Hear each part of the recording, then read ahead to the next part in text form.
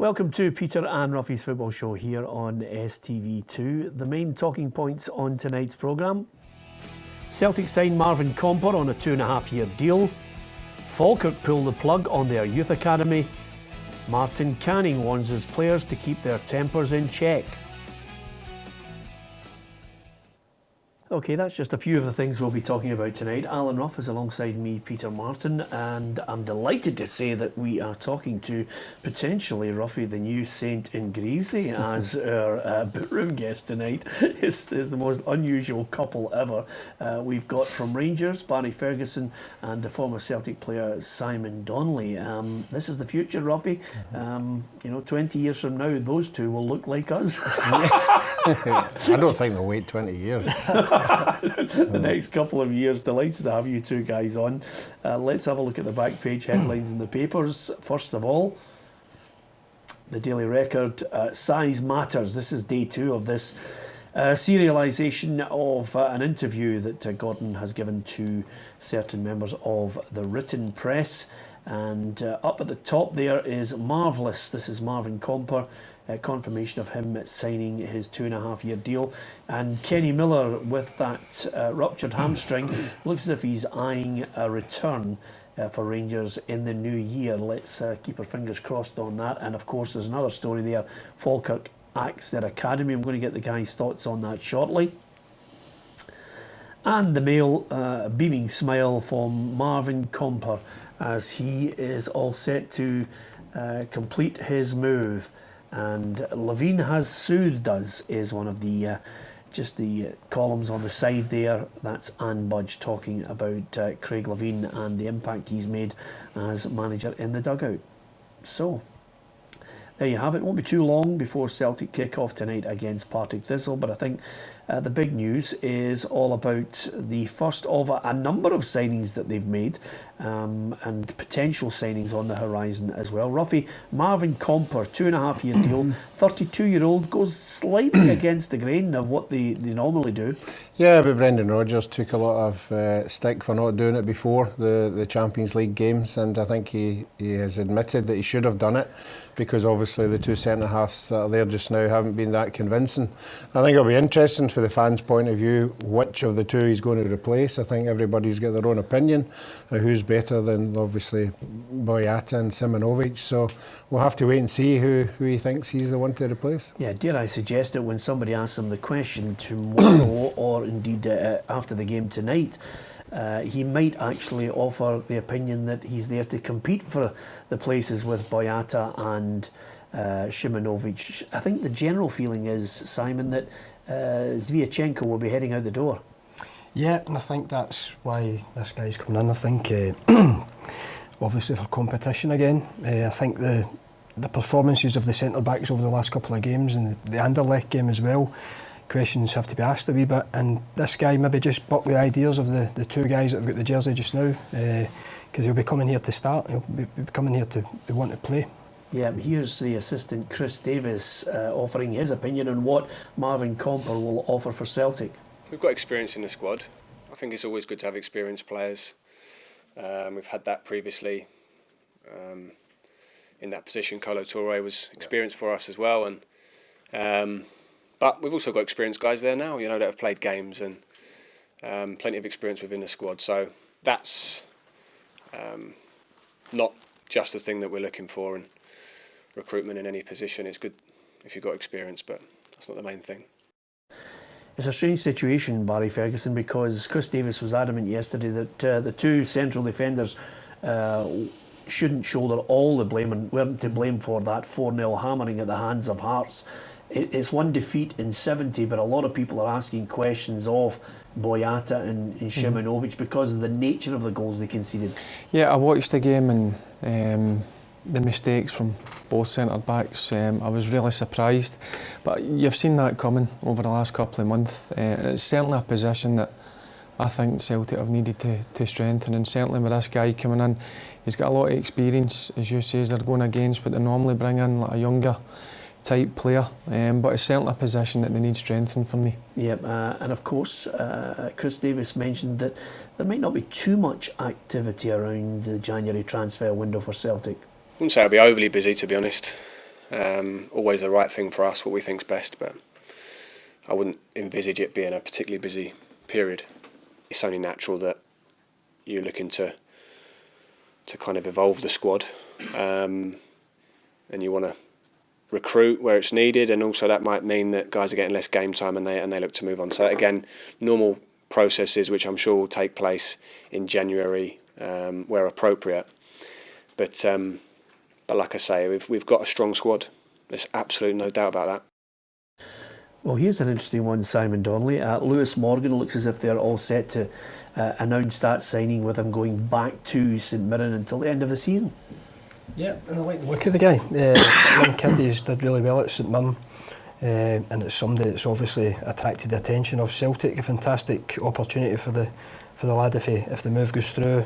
I don't think it's the worst idea, to keep him playing at senior level for St Mirren towards the end of the season, and then come into Celtic at the start of next. There's even talk, Ruffy, of Jack Henry on a deal. Mm-hmm. Well, I think most of the clubs like that like to see young players, and I think although the player will love it, but as Simon says there, he's got to get game time. There's no point in him going there and sitting in whatever team he's in and not getting first team games. He's be well staying where he is, because he looks as if we keep talking about we need a centre half for the Scottish team. We've been looking for one for ages.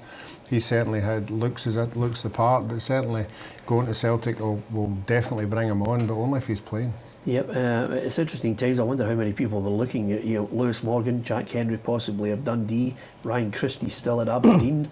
You wonder where Liam Henderson fits into this whole equation. There's a lot of young players there who'll be kicking their heels. There might be some players on the way out as well. I'm sure you'll be drawing up lists. It's Celtic Partick Thistle tonight. You two guys have played for Partick Thistle. They need this one like a hole in the head, Simon. They do, and a couple of games ago they managed to get the 3 points against Motherwell, albeit they were comfortable in the game and Motherwell have pegged them back towards the end. A bad result again up at Dens at the weekend, keeps them down there at the bottom of the table.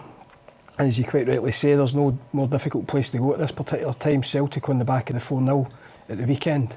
They'll be hurting and looking to bounce back straight away, so it's going to be a tough evening for Partick. Yeah, Partick player Martin Woods reckons that Hearts might just have annoyed the champions. I think Hearts might have poked the bear a wee bit, but we've got to kind of go out there and stick to our game plan and hopefully silence them for the start, make it a tough start, and hopefully we can kind of just make them think a wee bit. I think it's important if after the result Saturday, if we can get them thinking a wee, and kind of putting a few doubts in their head going forward, that this isn't got to be an easy game.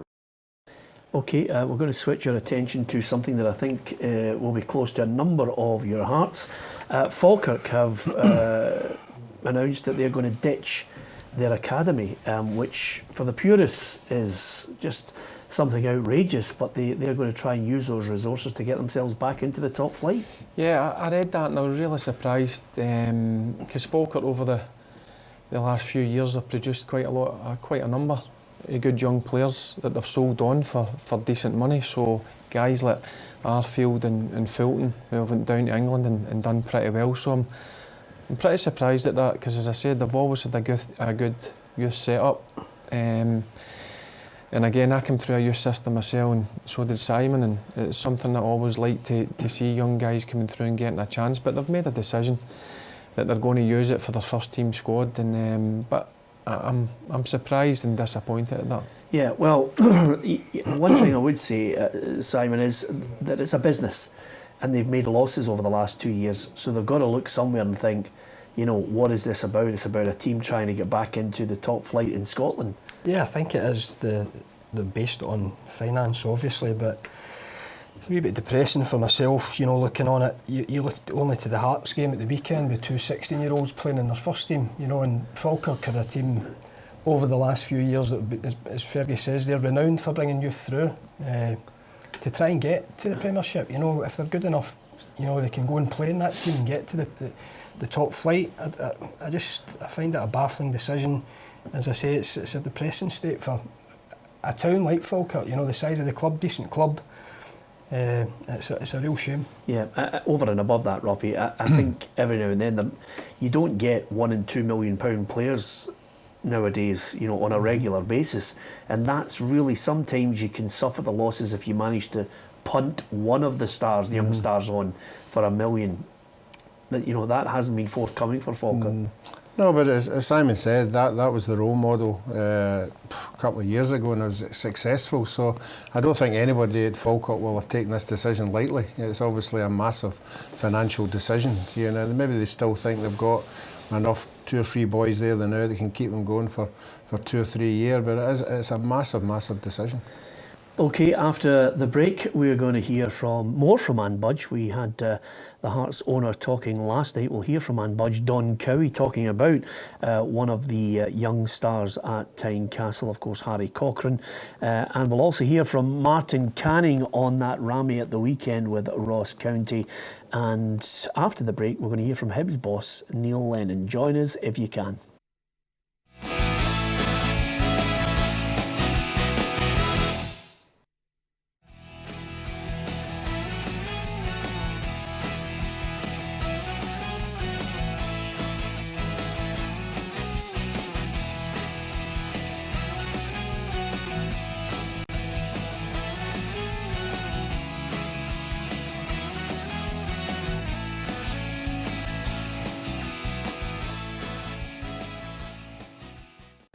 I don't know about you, Ruffy, it's heading to the festive period, Ruffy. We're having a nightmare with this. I just can't seem to nail it. We're not even getting close now. Yeah, just taking wild guesses. You can always tell when we all get it wrong.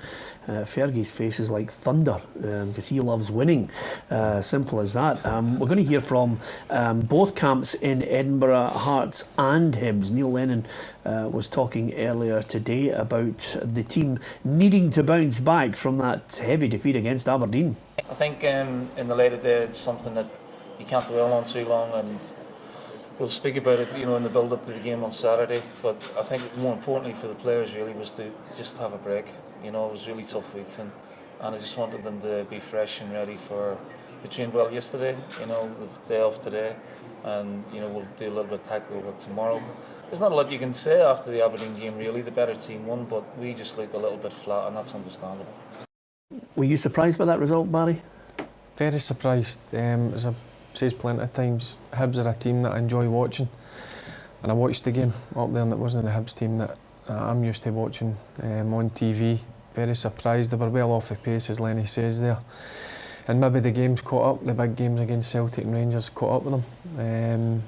They looked energyless. It just wasn't the Hibs that I've seen over the past few months. Yeah. So I think it was important that what he's done's the right thing. Tell him to stay away for a few days, get a break, and come back and get back to winning ways on Saturday. Yeah, sometimes it's just good man management. You know, I noticed in the Edinburgh Evening News the interview with Leanne Dempster, who's mentioned Simon that they want to attract a certain type of player. She wants to be able to take Hibs on to the next level. They want European football at both ends of the city. I think there's a real drive and desire now. There is, and as Barry touched on there, Hibs have been one of the most attractive teams to watch this season. It's a hard week for them, you know. They've started there at Easter Road. They're a kick of the ball away from beating Celtic last Sunday. They outplayed Rangers midweek and only took 1 point from those 6. I didn't expect, you know, that sort of result at the weekend up at Pittodrie, but again, Aberdeen have played well, and it's a fantastic result for them. But I'm sure with Lenny's experience of handling players, he's did the right thing. He's given them a few days to regroup and get ready for the next one. Yeah, and if you look at the contrast from one end of the city to the other, I've talked about both owners, you know, an owner and a chief executive, I beg your pardon, Ruffy. Leanne Dempster wants to try and fund Neil Lennon's January transfer window plans and beyond.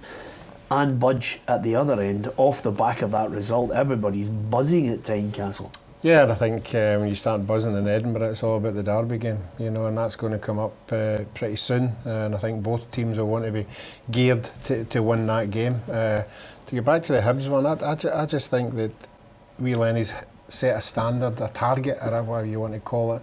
I don't think a lot of the players can handle it.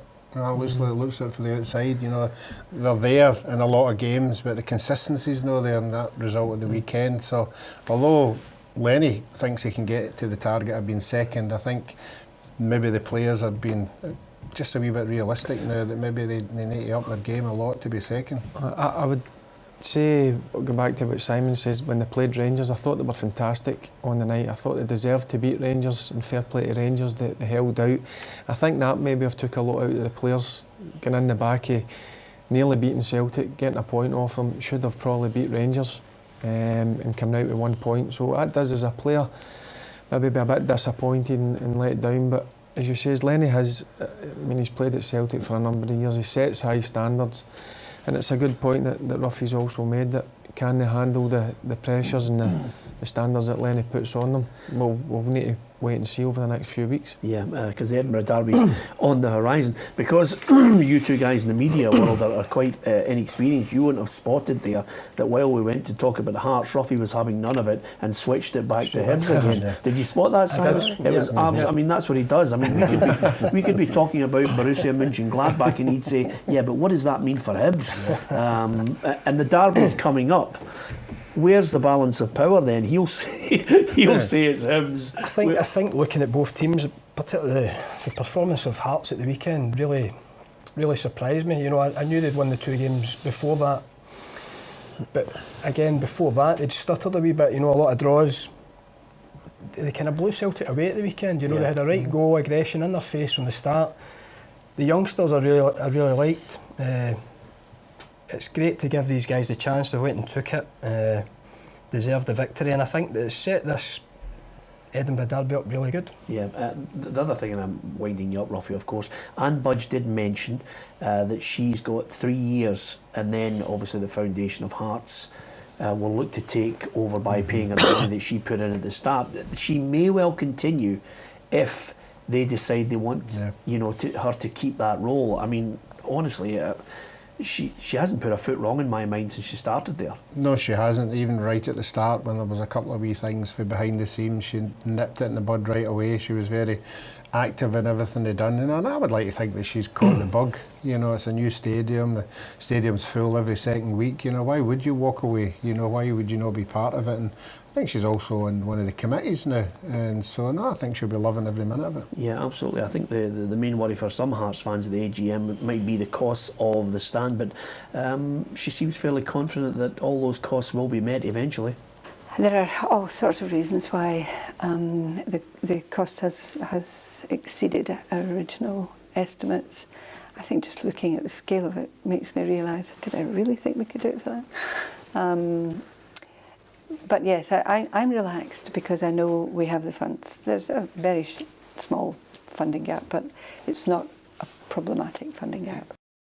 Yeah, I think when you've got I'm dying to know who the mystery benefactor is at $4.5 million. Look at Barry thinking, I mean, if there's only you look at Rangers and you think if there's a mystery benefactor coming in there, Hearts have got somebody who's just said here's $4.5 million. No, I think she's the business sense is there. She might be getting $4.5 million off somebody, but I'm sure the guy will want to bite back, and she's got a business head on her. She knows exactly how long it's going to take to pay back whoever it is and how they're going to do it. So every time you listen to her, you know, she seems to be right on the button. Yeah, absolutely. And of course, the costs of 2017, there were a few that surprised her along the way. Clearly the football side has its ups and downs, and we have to deal with that as and when. We're still trying to run our core business, so everything that we've been doing for the last 3 years we've still got to keep doing. And then on top of that you've got this pressure. And it was pressure, to a certain extent self-inflicted, because of the very aggressive timescale that we decided to go for. But I don't think I regret that, because it would have been pressurised anyway. Yeah, absolutely. They've responded well to it. The fans are behind her. Everything's positive. And suddenly, Barry Ferguson, they've got a team on the park. I mean, if you're looking for the ultimate PR for a club, it's a team on the park, hammers the champions, and 2 youngsters are on the park, and one of them scores a cracking goal. Yeah, great, fantastic performance from him on Saturday. I was as surprised as anybody I thought Celtic, it's always a difficult game going to Tynecastle, we all know that, but in the manner in which they won the game, the performances, and certainly the young boy in the midfield, I thought was fantastic. He ran out of gas towards the end, which is normal. The kid's only 16, but bright future for Hearts. I know they've got a number, I think they've got 4 or 5 or 6 even young kids ready to come into the first team as well, so the future's bright. And I like Anne Budge, what she's done for Hearts over the last few years since she's come in. It's been fantastic, and now you see the stadium, and they've got a winning team now on the pitch and a lot of young boys coming through, so the future's bright in both of the Hearts and, I'll say what Ruffy will say, Hibs as well. They've got a great leader for me in Leanne Dempster. I've always liked her, so it's about time these two clubs now start pushing the Old Firm, because they're massive clubs and it's always places that I love going to play. Yeah, absolutely. Well, even the experienced players at Tynecastle are raving about young Harry Cochrane. Here's Don Cowie. It's pretty incredible, you know, to be playing first team football at that age, but it's because of the ability he has. He's a great person about the dressing room, very bubbly, you know, so we're delighted, you know, the way that he's, you know, progressing, and I'm sure he'll only get better because he still needs time to develop physically. You know, so playing alongside him, it's great. You know, you're trying to help him, you know, give him some, you know, advice when you can, and he's more than willing to listen, which is, you know, the best thing of the lot. Imagine breaking into the team at 16. What must be going through his head? What's happened the last week? He'll be loving it. He'll be loving it. The kid will just be embracing it. You know, he's been given the belief of his management team there to go and play against the champions, starting. I never broke through till I was 19. It was your 18. So to break in there at 16 and not only that, take his goal the way he took it, handle the occasion, handle the ball. It's a great one to see for any kid out there, you know, wants the aspirations to try and break in. And credit to Hearts for playing them. You know, people spoke about it last week. Will they go with the kids against Celtic? Obviously they have, and they've reaped the rewards. Yeah, absolutely. I don't know if you noticed there, just that look from Barry towards Simon. Yeah, 18, you were a slow developer. There's a wee bit of tension in here, by the way. And we're still to talk about Celtic and Rangers and that derby. What are you going to add, Ruffy? I was going to say I get my first team game at 14. Yeah. Yeah, sure you did. Sure, Ruffy, sure. Anyway, coming up after the break, we are going to talk Hamilton and that. Rami will hear from Martin Canning, and we will also talk to these two guys about that Old Firm derby coming up as well.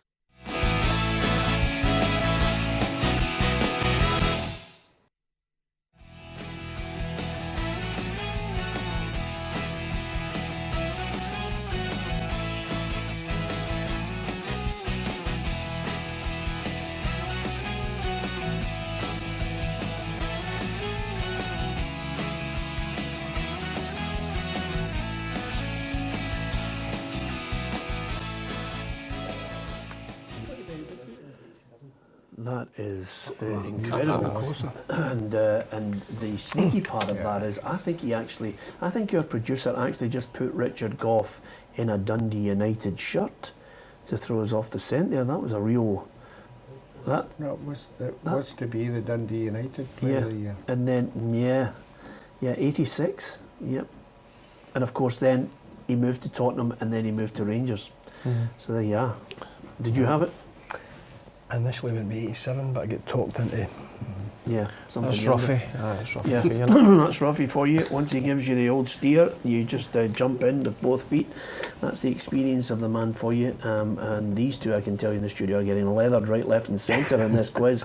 Talking about that, there was a fair old Rami at the weekend. There's quite a few people in trouble, Ruffy, from this Hamilton-Ross County game. I think Ian Skondras, he could be facing a lengthy ban for his involvement in it all. A couple of punches allegedly thrown. Yeah, I felt sorry for the referee being his first SPFL game, you know, and he'd have to make a decision on that because there was more than him, you know, sort of in amongst it as well. But he was the one that was showing the aggressive nature. So I think once I watched the video, I mean, that's the only way you're going to do it. I don't think you could make decisions on the day because there was that much happening. So yeah, I think the book will get thrown at him. Yeah, Hamilton boss Martin Canning far from happy that his players lost control. When you watch it back, I think the initial thing started with Van der Veeg pushing our player Giannis, but then his reaction there after that is probably a little bit excessive in terms of what it should be. So, but that's something again I'll discuss today, and we'll see how we go with that. I think it's a scuffle. I think given the importance of the game, the fact that it's an 89th minute goal in a game that meant so much in terms of the result and 3 points for both teams, and it's boiled over there I think a minute and a half after that, so it's kind of most players coming together. It is a bit of handbags, and it's one of the things that happen in football that you don't particularly like to see, but it can happen in a passionate sport. Yeah, I mean, it's one of those things that does happen. The problem for Hamilton Accies, though, Barry, is sometimes when you get a Rammy like that, you maybe get a player who's out for 2 games. They don't have a big squad to call on, and games come thick and fast that they need to win. Yeah, but I was just about to say that. I think that's what Martin will be disappointed in. He's not got the biggest of squads there, and he's an important player. As I says, they've got a small squad, 18, 20 players, and they need the experienced guys to be available every single game. But again, it's a pressurised game, even down at the bottom end, as Martin Cannon said there. And when Hamilton score, last kick of the ball basically, it starts a bit of handbags. But he'll be disappointed, as I said, because Kondras is an important player for Accies. And then it's one of those games at the weekend, even after Celtic Partick Thistle, you're suddenly looking at 2 teams who are right in the mix. Hamilton have got to go to Firhill. Yeah, and it's a big one for both teams. I touched on Partick earlier on, obviously a difficult one for them at Celtic Park, but they're the ones that, you know, they look about the teams round about them that they're going to have to start picking up points from the Partick point of view quickly.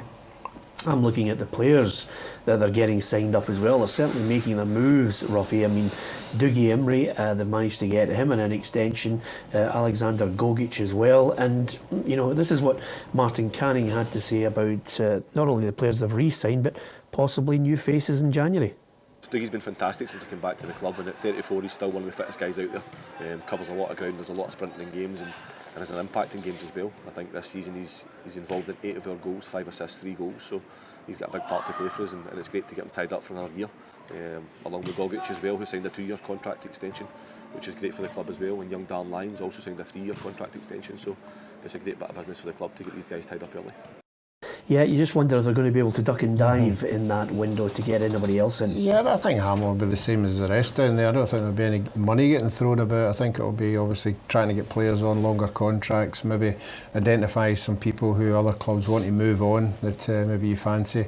And that's the way it'll operate in the window. I mean, it's the same as last year. I mean, I don't think anybody threw any kind of money about at all apart from Celtic. So we'll just have to wait and see. I think there'll be a lot of wheeling and dealing because I think, as you said at the weekend, I think everybody realises if you can get a striker that can get you maybe 10, 15 goals at the end of the season, it might save your club. Yeah, who's going down and who's in the playoffs for you, Simon? We change our minds every week on this programme. Ruffy and I have Hamilton going down, and I think I picked Ross County in the playoff.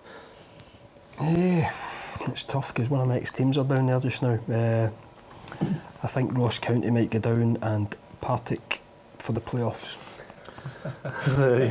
Yeah. Well, the reason he's been clever about that is because he very rarely goes to Dingwall on a night out. So that's why he's gone that way. That's strategic. What about yourself? I think Partick will go down. I mean, I've got a lot of time for Alan Archibald. I think over the years he's done fantastic, but I think this year it's going to be difficult for him. And in the playoffs, I think I'll go reverse Simon. I don't think Hamilton will be in either. I think I watched them at Celtic Park the other night, albeit they get beat. They looked as if they're a real team. You know, they've got a work ethic, they've got 2 or 3 players there that can win a game for you, and I think they always seem to get themselves out it. Dundee, Ruffy? I picked Dundee for the playoff place, but I've been not impressed by them, but I think they're not getting the results they should be getting. There's a lot of games they played, but I thought they should have beat Aberdeen, that game there. And any time they've not been rolled over. You know, they've always lost by something controversial, and obviously that 3-0 result they had against Thistle will give them a wee lift. I still think they'll be in that 5 at the bottom, but I don't think they'll get relegated. It's going to be tight. It is going to be tight. It's hard to call because, as Ruffy said, there's going to be 4 or 5 teams in amongst it, and I think it'll go right to the final game. Yeah, nail biting for chairman up and down the country, to be perfectly honest with you.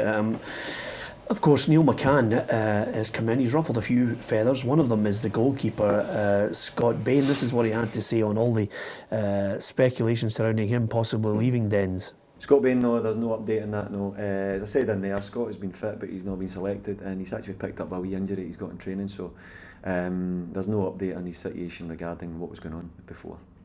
Yeah, okay, that tells me that he's going to try and get that's one. The reason why I played that is that's one of those classics. He's on his way out if I can get him out. Listen, I like Neil McCann. I like the way he goes about his business. He's straight to the point. He was an aggressive player, and he's got that kind of mannerisms as a manager. I don't think he'll get messed about a lot. That's for sure. Yeah. Is there anybody you don't like? You like everybody that's been on this show that we've had on an interview. I like. Yeah, well, I like Leanne Dempster, I like Anne Budge, I like Neil McCann. That's only 3. There's a long way to go. We've still got to get to part 4 with you. Neil McCann obviously has taken a bit of stick for his management style, but I don't think he's going to change. What I've tried to do with every player here is be really honest with them. So, listen, the players know when I'm not happy. They absolutely know when I'm not happy, whether it be training or in a match. I don't hide anything from them. But the same token is, I tell them how delighted I am with them if I get a good performance, if I get a good training session, if they're meeting my demands, then they get told that, because, as I said, it's important that they get told that they're doing things right, and it's not always, that's not right, or that's not good enough. It's important that they get the mix, and with that mix, I think you get a trust from them, and so far so good, but it's so early in what we're trying to do here. Yeah, see, I like his style. I like him as a person. I think he's got something. It's some players are going to be rubbed up the wrong way with it. Players are always rubbed up the wrong way. I think he can handle it. I think me and Barry know the guy from previous clubs and international level. He's not going to get messed about there. There's obviously something happened with the keeper, which will be kept indoors. But I think it's safe to say he's on his way. But I think, as Ruffy touched on there, I think. There's hints of them getting it right, if they can get the consistency, they'll start moving away from the bottom of the table. Yeah, the strange thing is, everybody said, they could start to string a few results together, Ruffy, but it's Motherwell at the weekend at Fir Park. Yeah. These are the type of clubs where you're actually having to say, listen, sooner or later you're going to have to produce regularly. Yeah, but I think it doesn't matter what team you're at, you get a 3-0 win, everything's high, the training's good, everybody's bouncing into the training ground the next day and everything going well. I just think Neil's a sort of a Neil Lennon Mark II. He's come for Rangers with standards that he's set, and he's trying to imply that into the Dundee boys. It's not working all the time, and you can see the anger when it's not working, so he'll just have to sort of persevere with it and get the best he can get out of the players. Okay, at the weekend we will be focusing on our championship game of the day, which is Morton against Inverness. I mentioned to you the other day that I think Inverness are going to get out of the trouble at the bottom end and be pushing for a playoff place. Of course, there's great news this week because their chairman was able to tell everyone that the worries over the ground are now gone because the lease has been handed back to them. What we announced last night was that we now have agreement in principle to accept that gift, taking back the stadium and the 2 stands, as well as the land associated with that. So that's a major thing for us, getting the lease back in our name, subject, of course, to the Highland Council, the Common Good Fund, approving that, and that will give us better opportunity for future investment. Looking good for Robbo up there. I think he's turning it around briefly. Yeah, they had a terrible start, but he's on a great run now. If he can get into the top 4, it would be an absolute bonus for them. Yeah, okay. Good news for Inverness after the break. Well, these two guys head to head. Barry likes everybody. I don't think he'll like everybody after the break. We might talk about that big Old Firm derby coming up.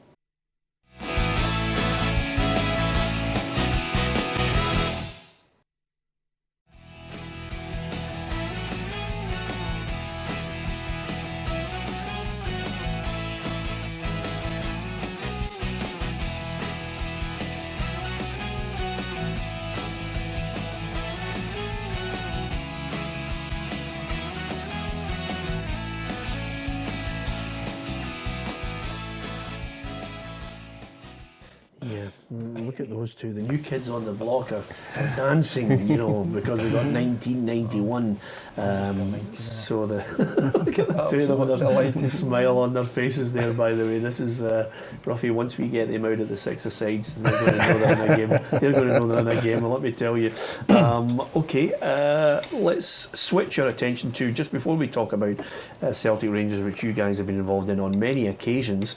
It's hovering on the horizon, but down south, I want to get your thoughts, Ruffy, on a headline that caught my eye today. Man City, the quadruple is on. Of course, I watched it last night. Penalty kicks, and you know, if anybody said that nobody really cares about the Carabao Cup, Pep Guardiola was jumping about as if he'd won the Champions League. Yeah, I think one of the reasons he was jumping about was because of all the young players that had played, you know, and he'd taken to put them in there, and I don't think any of them let him down. But I don't know if you noticed, when he got interviewed after it, he said no chance for the quadruple. He just hit it in the head right away. And I have to be realistic and say I don't think they'll win it either.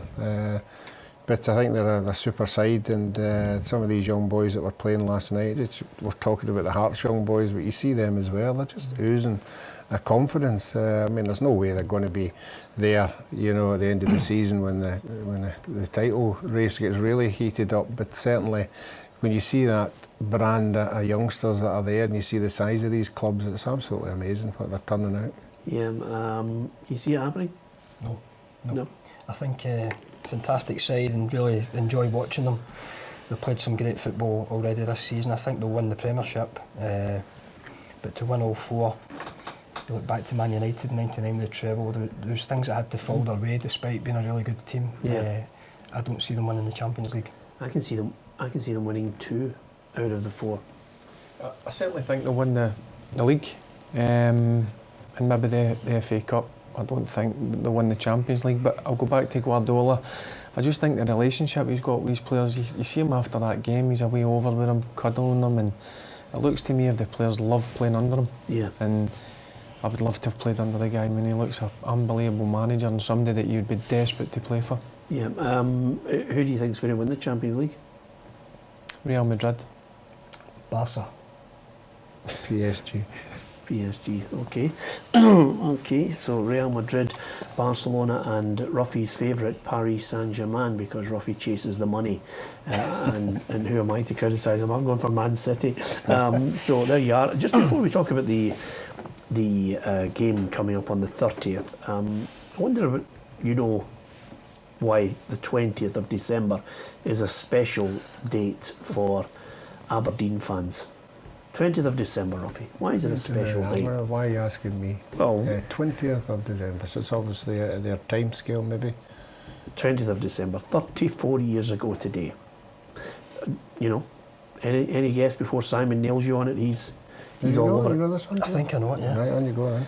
Right. Super Cup? Yeah.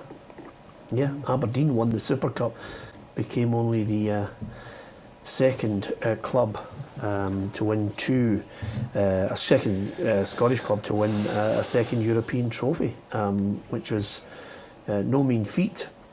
Winning the Super Cup. Fergie's side were fantastic. Yeah, I should have known that because I asked you on Saturday what the 2 stars were on the Aberdeen jersey. And I told you. Yeah, you did. Yeah, absolutely. It's a long time ago. Yeah, yes, it's a long time ago for him. Yeah, I mean, it was a fantastic side that Fergie had put together. To win the Super Cup against Hamburg was good going as well. Mm-hmm. Oh, he had some great players. I remember watching it. I was all obviously a young kid. Guys like John Hewitt, all these sort of guys. Great left foot. So no, it was some feat to win that. Yeah, I've got to get you guys' thoughts then on the big one, because obviously we won't get the chance to chat to you again ahead of it. What are your memories of Old Firm games where it was just chaos? You couldn't believe it. It was, 100 miles an hour. Is there one that sticks in your mind? No, listen. Every game, that you played in that you won, obviously has got a great memory. The defeats are hard to take. But it was a fantastic occasion for me to play in. I just loved the build-up from the Monday to the Saturday or the Sunday, whenever the game was, it was like it started with the press and the media speculation. As the week got on, it got more and more, and by a couple of days before the game, I wouldn't be sleeping right. I'd be excited and looking forward to playing in these games. Played against some fantastic players, and as I said, had some fantastic results against Celtic, and some disappointing results as well. But unbelievable game to be involved in, and you actually need to, Simon will tell you, actually need to be involved in it on that pitch. It's hard to describe. Would you say that? It's the ones up there with the European games that you want it to be involved in. I think probably the Old Firm game more so, just with the rivalry and the whole city comes to a standstill. Just the stage, you know. I made my Old Firm debut at Ibrox. Probably the favourite stadium outside Celtic Park. Just get into the Lions Den. I think there was no fans there that day when I made my debut. But just going there, you know, and you knowing that most of the lucky that there was no fans there, you had a nightmare, didn't you? What a point. We should have got 3. The Kelachenko deflection. But just going in there and knowing that the majority of the fans hated you and just you were up against it, I really enjoyed going and playing in that atmosphere. Yeah, I presume, was this the one, the game where... It was a game that, for whatever had happened the season before, Celtic had been banned. So it was 4 walls of blue. And actually when John Collins scored the free kick, you could only hear the 11 players celebrating. The place was silent. And as I say, they got a jammy deflection in the second half to get the point. But just the atmosphere of the game, it's second to none. Yeah. Now, are you a bad loser, Simon? I hate losing. Yeah, because I know you're a bad loser as well, and I think that's a credit to you should know that for the 60s. Well, I was going to say to you, but it's a credit to you guys and your mentality on it, you know. I mean, I was watching something with Tony Adams talking about the 1989 Arsenal title win, and he said, hate it losing, couldn't bear it, couldn't stand it. No, if it's an Old Firm game especially, it's horrible. I used to go into it, obviously, wanting my teammates to do really well, but I always thought about the fans in the stadium, the fans that couldn't get in the stadium, that would be going to their work on a Monday, or my old man going to his work. He would get a bit of pelters if I didn't win, if Rangers didn't win. So that was the kind of things that I used going into the games. It didn't always work because you didn't win every single game, but I just thought about everybody else and how the week would be a far easier week if you won the game than if you lost it. If you lost the game, you wouldn't go out. I would go home, shut the curtains, and I just need the next game to come around, because getting beat off your biggest rivals it's hard to take. Yeah, I mean, I remember, Ruffy, we were driving past his house and it was about 2:30 in the afternoon, the curtains were shut, and we thought, what's he up to?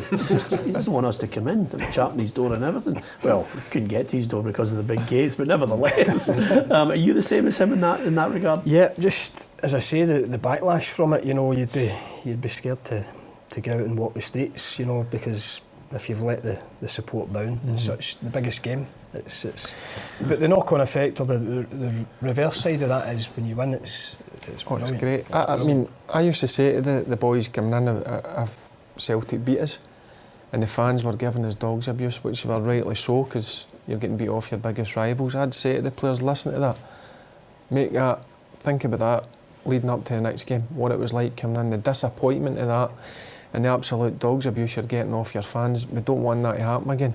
So wee things like that, I used to try and spin it in a positive way. Okay, I know it's a wee bit of way off, but are you in a better place knowing that Graham Murty has gone to Celtic Park before and been able to curtail this? I'm in a better place because I think Graham Murty will go with a game plan. As a previous manager would be arrogant not to go with a game plan and think he could just go 4-4-2 and go up against Celtic. You've got to give Celtic, listen, the respect that they're due in terms of they are top of the league, they are the best team in the league.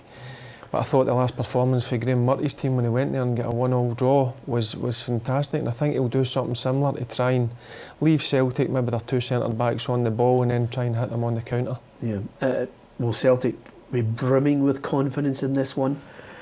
I think they'll still be confident. I think Sunday's it might work as a positive. You know, the 69 games undefeated comes to an end, and it maybe just the wee jolt, you know, that little bit of complacency or whatever you want to call I think Rangers will take heart from the Hearts performance. You know, I think everybody in the league will. You know, in terms of how do you compete against Celtic. But I just feel Celtic will regroup and kick on again. Yep, okay. Everybody's got an opinion on it. You can give us yours as well at Peter and Ruffy on Twitter and Facebook.com/Peter and Ruffy. Hey, it's been a good old ding dong Ruffy with these two. This is apparently the future now. We've just got to try and fend those two off. I'm just still hurting for losing that last question. Yeah, don't worry. Knowing you as I do, Ruffy, it won't affect you for too long. Okay, thanks to Barry Ferguson and to Simon Donnelly, and from Ruffy and myself. Do join us tomorrow on the programme. We'll have Kilmarnock's Gordon Greer joining us in the studio. We'll talk all things Killie and get a wee insight into his international career as well. But from Barry, Simon, Ruffy and myself, thanks for watching.